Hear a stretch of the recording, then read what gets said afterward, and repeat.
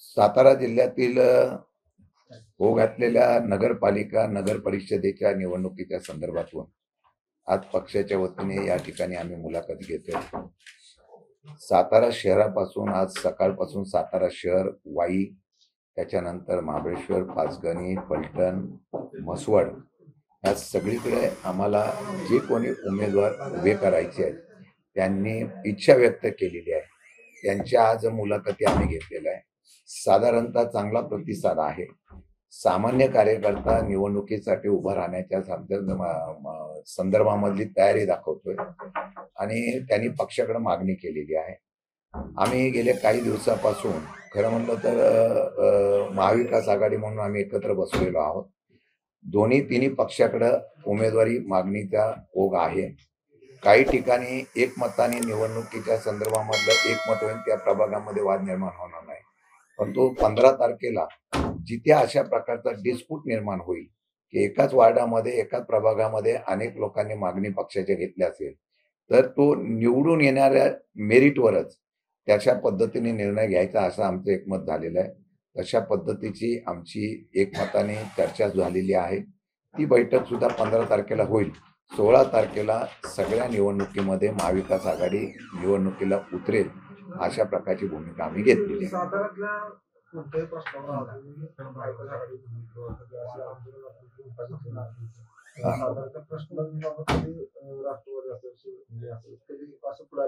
Election आहे म्हणून तिथे विरोधाला उतरत नाही किंवा कुठल्या विषय म्हणून उतरता येईल. नाही, साताराच्या प्रश्नाच्या संदर्भामध्ये आत्ताच्या घडीला जे विषय घेऊन आम्ही समोर जाणार आहोत, मागे सुद्धा अनेक प्रश्नाच्या संदर्भात सातारामध्ये त्या त्या पक्षाच्या असलेल्या महाविकास आघाडीतल्या लोकांनी आंदोलनं केलेली आहे. त्यामध्ये आमच्यावर शिवसेना आहे, मनसे आहे, काँग्रेस आहे, राष्ट्रवादी शरदचंद्रजी पवार साहेब पक्ष आहे, त्याच्यानंतर महादेव जानकरांचा पक्ष आहे.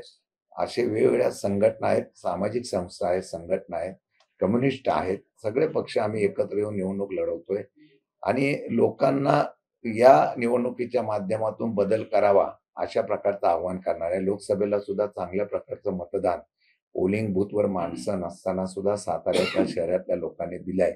यातच साताऱ्याच्या शहराच्या लोकांची मानसिकता निश्चितपणाने मतदारांची दिसून येते आणि मला वाटतं की ज्यावेळेला एखादा साधा कार्यकर्ता मी उभा राहतोय अशा प्रकारचा आत्मविश्वासाने सांगतो, त्यावेळेला एक लोकांचा कल आम्हाला कळून येतो. विशेषतः आमच्या मागणीमध्ये जर बघितलं असेल तर ओबीसी, मागासवर्गीय यांनी आत्मविश्वासाने आम्हाला या ठिकाणी तिकीट मागितलेले आहे.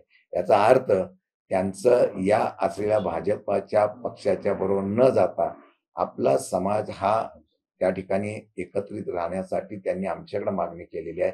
मराठा समाजाच्या लोकांनी मागणी केलेली आहे. सर्व समाजाच्या लोकांची मागणी होते. त्यामध्ये आम्ही निवडणूक निघणार आणि लढणार ही भूमिका आहे. निवडणुकीचा निकाल काय लागेल याच्यापेक्षा निवडणूक लढवण्याची भूमिका घेणं गरजेचं आहे. बरेच लोक म्हणाले सातारा जिल्ह्यामध्ये आता राष्ट्रवादी शरदचंद्रजी पवार पक्ष हा संपलेला आहे. मला वाटतं की ही निवडणूक कार्यकर्त्याची 8 ते 9 वर्षानंतर येते. यातून पार्टी उभी राहते, कार्यकर्ता उभा राहतो. आता माझं आव्हान आहे की ज्या तरुणांना किंवा ज्यांना वाटत असेल की मला राजकीय सामाजिक क्षेत्रात काम करायचं आहे आणि धाडसाने काम करायचं आहे, त्याला पक्ष म्हणून आम्ही निश्चितपणाने संधी देतो आणि मी खात्रीपूर्वक सांगतो की जिथं आम्ही मुलाखती घेतोय सगळीकडे पॅनल उभं राहील. अख्ख्या जिल्ह्यामध्ये जिथं नगरपालिका, नगर परिषद आहे, नगरपंचायत आहे, तिथं सगळीकडे पॅनल उभं राहील अशा प्रकारची परिस्थिती आहे. काही ठिकाणी आम्ही भाजप सोडून सगळीकडे आघाडी करण्याची भूमिका घेतलेली आहे. त्याच्याबद्दल स्थानिक पातळीवर त्या चर्चा झालेल्या आहेत आणि मला वाटतं की तशा चर्चा पूर्ण होऊन एकमताने आम्ही पॅनल सगळीकडे उभे करू. एक वाक्यता कुठेही दिसत नाहीये महायुतीच्या जे तिन्ही पक्ष आहेत त्यांच्यामध्ये. त्याचा किती फायदा तुम्हाला प्रत्येक ठिकाणी होईल काय वाटतं? मी त्यांच्या पक्षाच्या बद्दल बोलणार नाही. आमच्या पद्धत एक वाक्यता आणण्यासाठी मी आता 2 दिवस तर ठोकून आहे आणि मला वाटतं सगळेजण आमचे शिवसेना असेल, उभाटा असेल, मनसे असेल, काँग्रेस असेल, आम्ही एकत्रित बसून निर्णय घेतोय. थोडा वेळ झाला, परंतु मला वाटतं की चांगल्या पद्धतीने लोकांची मानसिकता आहे. आमच्यात एक वाक्यता आणण्याचा प्रयत्न 100% होईल आणि निवडणूक सातारा जिल्ह्यामध्ये 100% चांगल्या प्रकारचा प्रयत्न करू.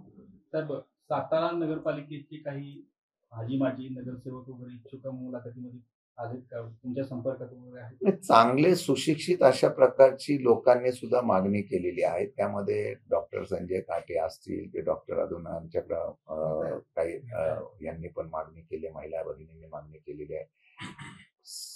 सामाजिक चळवळीमध्ये काम करणाऱ्या मागासवर्गीय आणि ओबीसी आमच्या तरुणांनी मागणी केलेली आहे. तो विश्वास आमच्यावर दाखवलेला आहे. आणि मला वाटतं अजून शेवटच्या क्षणापर्यंत काय घडेल मी आज सांगणार नाही. परंतु बरेच लोक इच्छुक नगराध्यक्षापासून बरेच आहेत. ते वेट अँड वॉचच्या भूमिकेत आहे. काय घडामोडी घडतायत हे बघून ते आमच्याकडं संपर्कात आहेत, येतील असा मला विश्वास आहे. साधारणतः अर्ज किती आहे आतापर्यंत इच्छुक मी अर्जाच्या बाबतीमध्ये आम्हाला ज्या सीटा लढवायच्या आहेत त्या आमच्याकडं, काँग्रेसकडं आणि शिवसेनेकडं अशा मागण्या झालेल्या आहेत. पॅनल पूर्ण होईल याची काळजी आम्ही निश्चित घेतो.